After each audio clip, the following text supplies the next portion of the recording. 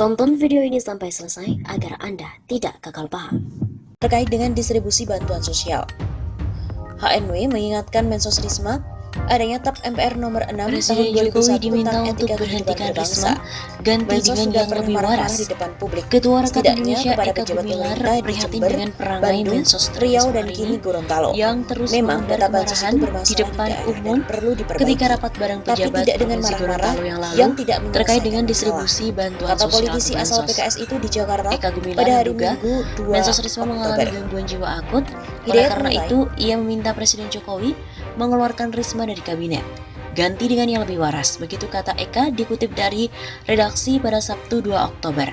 Menurutnya saat ini sudah tidak zamannya pejabat publik menunjukkan ketegasan dengan cara melotot sampai seperti orang yang kalah. Kasihan dia bila dipaksakan khawatir makin stres.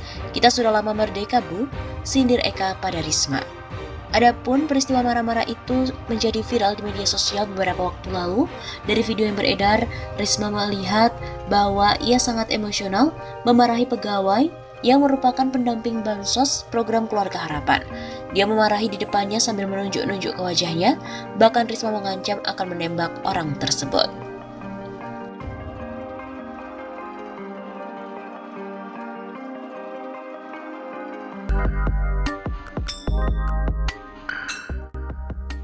MPR semprot Risma, data bansos bermasalah, solusinya itu bukan marah-marah.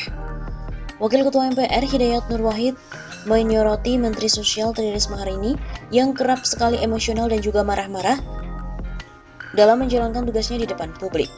Peristiwa itu terjadi saat Mensos Risma melakukan rapat kerja bersama dengan pemerintah Provinsi Gorontalo terkait dengan distribusi bantuan sosial. HNW mengingatkan Mensos Risma adanya TAP MPR nomor 6 tahun 2001 tentang etika kehidupan berbangsa.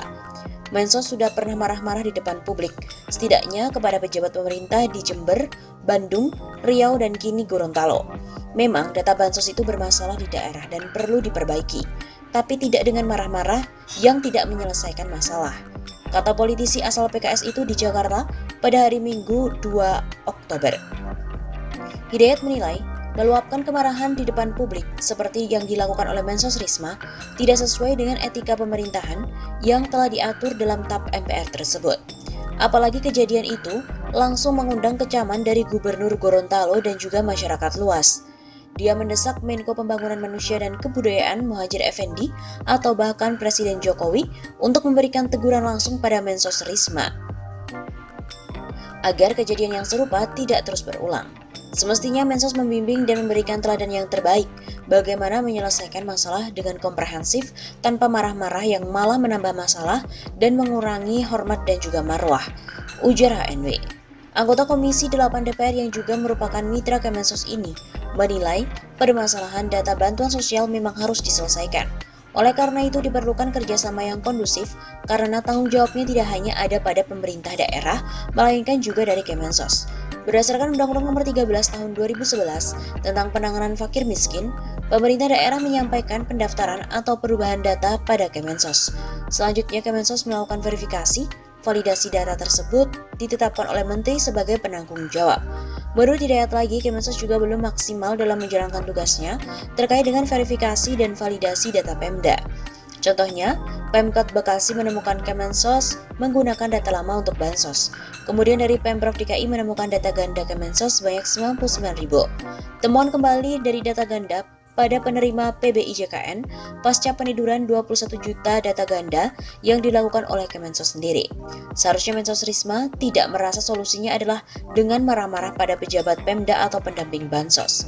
Menurut HNW lagi, dalam menerima aduan masyarakat atau pelaksana di daerah, seharusnya Mensos Risma perlu melakukan koreksi secara silang. Karena selain Pemda, Pusdatin Kemensos juga bisa saja melakukan penghapusan data. Wakil Ketua Majelis Syuro PKS ini juga mendesak Mensos Risma memperbaiki cara berkomunikasi sebagai pejabat pemerintahan dengan tidak mengumbar marah besar di depan publik. Sikap marah-marah di depan publik justru rawan memperuncing hubungan antara pusat dan daerah. Terbukti Gubernur Gorontalo sampai tersinggung dan minta Presiden mengevaluasi sikap Mensos. Hidayat juga menambahkan, dalam konteks pendataan fakir miskin, sinergi pusat dan daerah adalah kunci utama menuju data yang lengkap dan tepat, berdaya guna dan efektif dalam menjauhkan dari penyimpangan, termasuk juga korupsi.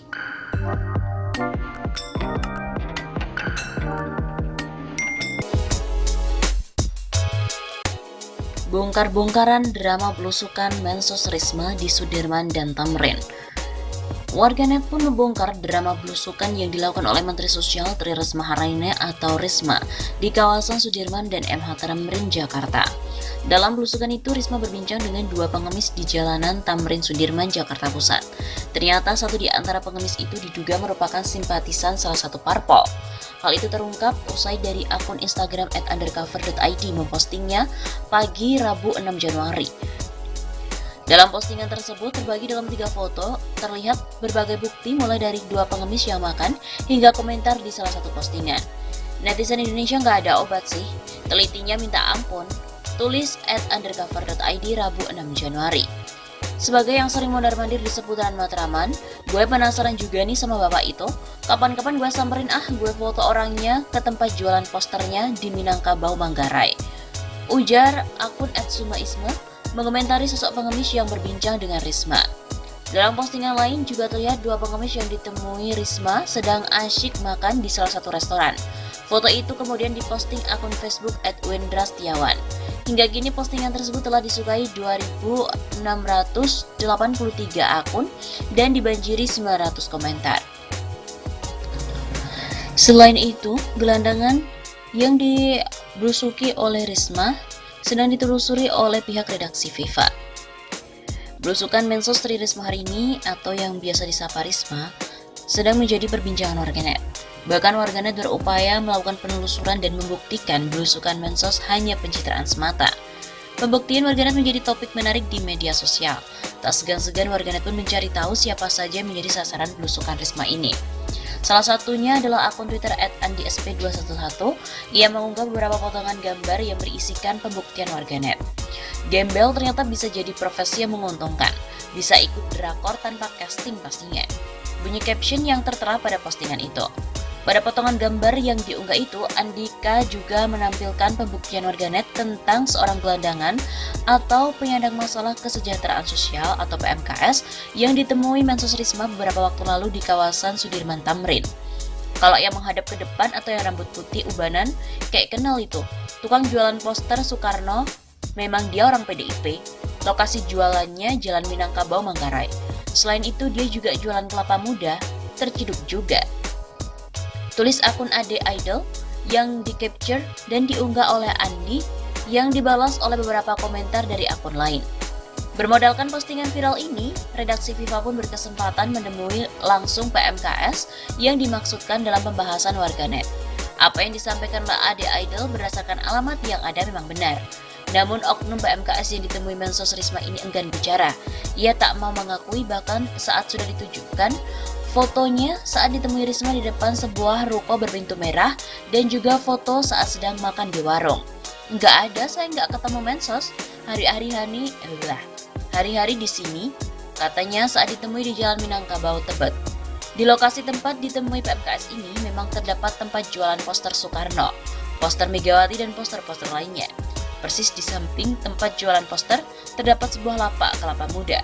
Tepat di depan lapak kelapa muda tersebut, jurnalis FIFA menemui oknum ini yang fotonya viral di media sosial. Namun pembicaraan dengan oknum ini terhenti saat seorang dari dalam lapak poster tersebut memanggilnya untuk masuk. Ia kemudian masuk ke dalam lapak dan tak mau menjawab pertanyaan dari wartawan.